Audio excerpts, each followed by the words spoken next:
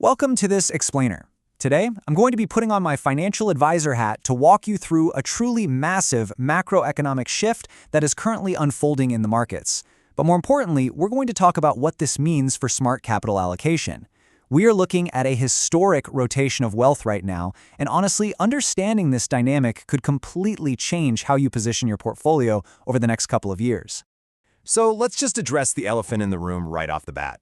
Is the easy AI trade finally over? Over the last few years, we've seen incredible, almost unquestioned growth bets placed on artificial intelligence and those major tech stocks. But recently, a massive wave of volatility has swept through global financial markets. As the so-called AI bubble theory starts gaining some serious traction, investors are looking at their high-flying tech portfolios and asking a really tough question. Are these sky-high valuations actually justified anymore? To answer that, here is our roadmap for today.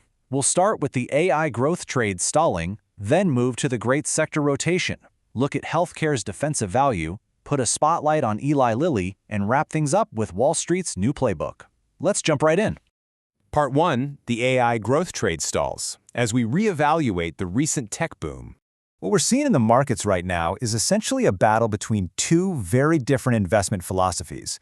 On one side, you have growth stocks. These are your speculative, high-burn AI and tech companies that absolutely thrived when interest rates were rock bottom. On the flip side, you have value stocks. These are steady, mature businesses, think healthcare and financials, that actually generate consistent profits. For the past decade, the market was obsessed with that high-growth narrative. But as this economic cycle matures, we're watching capital aggressively shift away from growth chasing and heavily toward stability. So why this sudden change of heart? Well, investors are getting extremely cautious about this whole idea of growth at any cost. We're dealing with moderating economic growth and lingering inflation concerns. And when you actually look at the incredibly high valuations of these tech giants, they require absolutely massive future profits just to justify their current price tags. Plus, frankly, the actual monetization path for all this heavy AI infrastructure spending is still pretty vague. It's not fully proven yet. This isn't just a theory, by the way. We recently saw a major sell-off where over $500 billion was wiped from leading AI chip makers in a single day. The market is standing up and demanding actual profits now, not just promises of future tech dominance. Which brings us to part 2, the great sector rotation and following the smart money.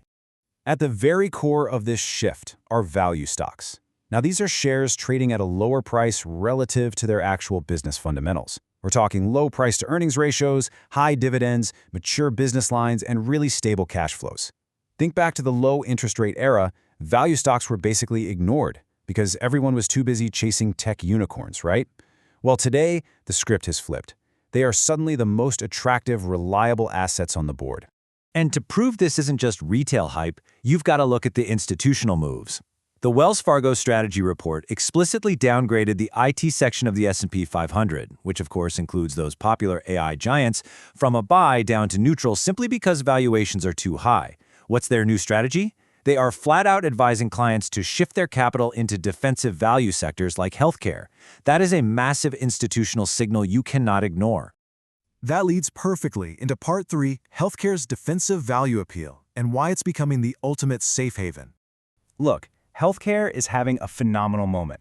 Recent data shows the S&P 500 healthcare index surged by a massive 10%, radically outperforming all 10 other subsectors in the S&P 500.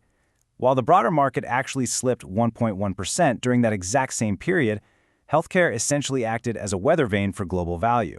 It proved that it's not just a safe haven to park your cash, but a sector capable of generating tremendous growth when capital starts rotating out of tech. You can visually see this separation happening right here. General drug manufacturers are showing incredible resilience and actively pulling away from the broader S&P 500 index. When tech and consumer discretionary stocks were getting absolutely battered by volatility, healthcare stocks held the line and then they pushed even higher, driven by real revenue and profit growth. But here is the absolutely crucial number driving all of this: 18.7. Despite their recent surge, healthcare stocks in the U.S. are currently trading at a forward price-to-earnings ratio of just 18.7 times based on expected earnings. Now compare that to the broader S&P 500, which is sitting at an expensive 22.1 times. So even with the massive capital inflows we're seeing, healthcare historically remains an undeniable bargain. You're getting solid fundamental business improvement without paying those crazy peak tech valuations.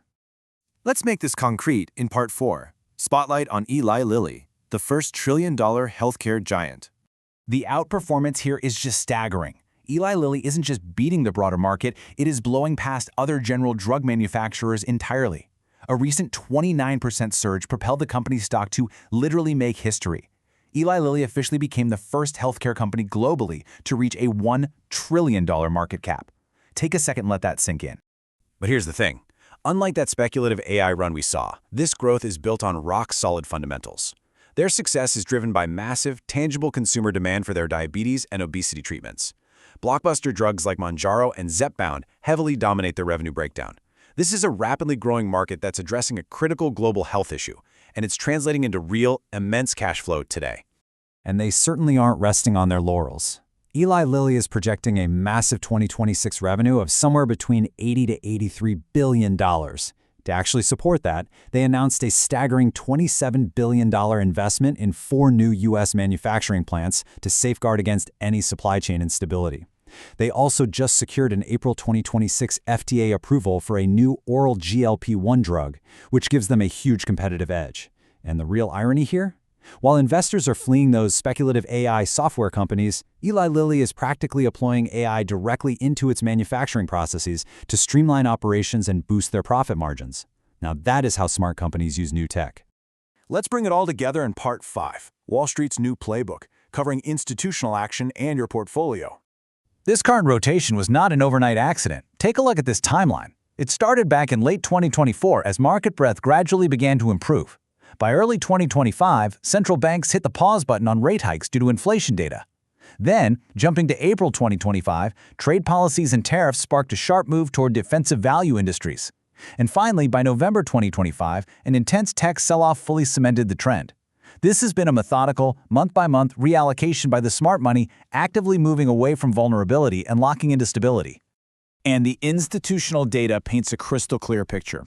Goldman Sachs reports that the U.S. healthcare sector has been the largest net purchase for 4 consecutive weeks. In fact, right now, we are looking at the highest level of hedge fund overallocation to healthcare in an entire decade.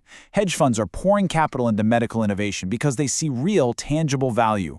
Clinical breakthroughs, smooth regulatory approvals, a massive recovery in biotech M&A activity, and incredibly practical AI-driven drug development pipelines that are actually accelerating research. So as we wrap up this explainer, I really want to leave you with this one critical question. Is your portfolio prepared for the great rotation? The easy money phase of chasing high-burn AI tech is going through a severe reality check right now. The smart money has already moved over to the reliable, cash-generating powerhouses of the healthcare sector. I highly recommend you take a hard look at your own holdings. Are you properly diversified to weather this shift from speculative growth to defensive value? Because in markets like this, being caught on the wrong side of the rotation can be incredibly costly. Thanks so much for joining me, and I'll catch you in the next explainer.